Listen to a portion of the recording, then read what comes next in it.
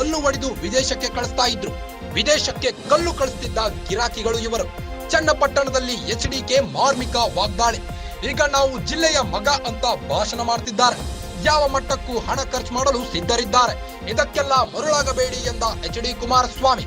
ಪರೋಕ್ಷವಾಗಿ DK brothers ವಿರುದ್ಧ HDK ವಾಗ್ದಾಳಿ. ಚನ್ನಪಟ್ಟಣದಲ್ಲಿ ಕೇಂದ್ರ ಸಚಿವ ಎಚ್ಡಿ ಕುಮಾರಸ್ವಾಮಿ ಹೇಳಿಕೆ.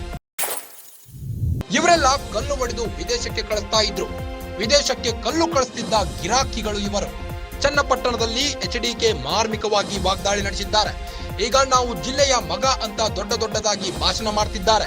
ಯಾವ ಮಟ್ಟಕ್ಕೂ ಹಣ ಖರ್ಚು ಮಾಡಲು ಸಿದ್ಧರಿದ್ದಾರೆ ಇವರು. ಇದಕ್ಕೆಲ್ಲ ಮರುಳಾಗಬೇಡಿ ಎಂದ ಎಚ್ಡಿ ಕುಮಾರಸ್ವಾಮಿ ಅವರು ಪರೋಕ್ಷವಾಗಿ ಡಿಕೆ ಬ್ರದರ್ಸ್ ವಿರುದ್ಧ ವಾಗ್ದಾಳಿ ನಡೆಸಿದ್ದಾರೆ. ಚನ್ನಪಟ್ಟಣದಲ್ಲಿ ಕೇಂದ್ರ ಸಚಿವ ಎಚ್ಡಿ ಕುಮಾರಸ್ವಾಮಿ ಸ್ಫೋಟಕ ಹೇಳಿಕೆ ನೀಡಿದ್ದಾರೆ. ಹಲವಾರು ರೀತಿಯ ಒಂದು ಉದ್ಯಮಗಳನ್ನ ಇಲ್ಲಿ ಜಿಲ್ಲೆಗೆ ತರಲಿಕ್ಕೆ ನಾನು ಪ್ರಯತ್ನ ಪಡ್ತೀನಿ ಅಂತಕ್ಕಂಥ ಮಾತು ಹೇಳಿ ಅವತ್ತು ಟೊಯೋಟಾ ಫ್ಯಾಕ್ಟರಿ ಬರಬೇಕಾದ್ರೆ ದೇವೇಗೌಡರು ನಾನು ಕಾರಣ. ಅಲ್ಲಿ ಇವರು ಮಾಡಿದ್ರಾ? ಇವತ್ತು ಇಂಡಸ್ಟ್ರಿಯಲ್ ಲೇಔಟ್ ಬಂತಲ್ಲ ಬಿಡದಿ ಒಳಗೆ, ಇವರೇನಾದ್ರು ಮಾಡಿದ್ರೆ ಇವರಲ್ಲಿ ಕಲ್ಲು ಹೊಡ್ಕೊಂಡು ವಿದೇಶಕ್ಕೆ ಕಲ್ಲು ಸಾಗಿಸ್ಕೊಂಡು ಕೂತಿದ್ದಾರೆ ಗಿರಾಕಿಗಳು. ಈಗ ಬಂದು ಏನೋ ಅಭಿವೃದ್ಧಿ ಮಾಡ್ಬಿಡ್ತೀವಿ, ಏನೋ ಅಭಿವೃದ್ಧಿ ಮಾಡಿ ನಾವು ಜಿಲ್ಲೆ ಮಗ ಇದು ಹೇಳ್ತಾರೆ. ಅದರಿಂದ ಇದು ಯಾವುದಕ್ಕೂ ಮರಳಾಗಬೇಡಿ. ನನ್ನ ತಾಯಂದರಿಗೆ ಹಿರಿಯರಿಗೆ ಕೈ ಜೋಡಿಸಿ ಎರಡೂ ಪಕ್ಷಗಳನ್ನ ಮುಖಂಡರುಗಳಿಗೆ ಮನವಿ ಮಾಡ್ತೇನೆ. ಕೈ ಜೋಡಿಸಿ ಮನವಿ ಮಾಡ್ತೇನೆ. ಬಿದ್ದಿದ್ದಾರೆ ಇಲ್ಲಿ ಈಗಾಗಲೇ. ಯಾವ ಮಟ್ಟಕ್ಕೆ ಬೇಕಾದ್ರೂ ಹಣ ಖರ್ಚು ಮಾಡೋದಕ್ಕೆ ಏನು ತೊಂದರೆ ಇಲ್ಲ, ಖರ್ಚು ಮಾಡ್ತಾರೆ ಅವರು. ಅದಕ್ಕೆಲ್ಲ ಬಲಿಯಾಗದೆ ನಿಮ್ಮನ್ನ ಪ್ರೀತಿಯಿಂದ ನೋಡ್ಕೊಳ್ಳೋಂಥವ್ರು ಯೋಗೇಶೇ ಅಭ್ಯರ್ಥಿ ಆಗ್ಬೋದು, ಇಲ್ಲ ಜನತಾದಳದಿಂದಲೇ ಅಭ್ಯರ್ಥಿ ಆಗ್ಬೋದು. ನಾವು ತೀರ್ಮಾನ ಮಾಡ್ತೇವೆ. ನಮ್ಮಲ್ಲಿ ಯಾವ ಕಾರಣಕ್ಕೂ ಒಡಕ್ ಬರಲ್ಲ.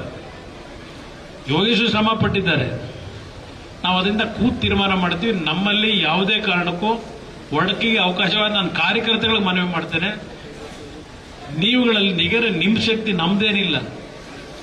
ನೀವು ನಿಮ್ಮ ಶಕ್ತಿಯನ್ನ ಸರಿಯಾದ ರೀತಿ ದಾರೆ ಎರೆದ್ರೆ ನಿಮ್ಮ ಶ್ರಮ ಇದ್ರೆ ನಾವು ಚುನಾವಣೆ ಗೆಲ್ತೇವೆ. ಒಂದ್ ಕಡೆ ಪತ್ರಿಕೆಗಳಲ್ಲದೇನೋ ನಿಖಿಲ್ ನಿಲ್ತಾನಂತೆ, ನಿಖಿಲ್ 2 ಬಾರಿ ಸೋತು ಅವನು ಪಟ್ಟಿರೋ ನೋವೇ ಸಾಕು ನನಗೆ.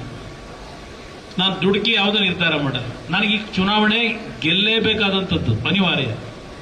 ಅದರಿಂದ ಎರಡೂ ಪಕ್ಷದ ಕಾರ್ಯಕರ್ತರು ಯಾವುದೇ ಜಿದ್ದು ಬೇಕಿಲ್ಲ, ಪ್ರತಿಷ್ಠೆ ಬೇಕಿಲ್ಲ.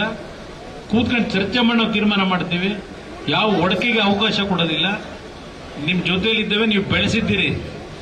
ಇವತ್ತು ನಿಮ್ಮ ಮನೆ ಮಗ ಅಂತಕ್ಕಂಥವ್ರು ಸ್ವೀಕಾರ ಮಾಡಿ, ಅಣ್ಣ ತಮ್ಮ ಅಂತಕ್ಕಂಥವ್ರು ಸ್ವೀಕಾರ ಮಾಡಿ, ನಿಮ್ಮ ಬದುಕನ್ನು ಸರಿಪಡಿಸ್ತಕ್ಕಂಥದ್ದೇ ನನ್ನ ಜೀವನದ ಗುರಿ.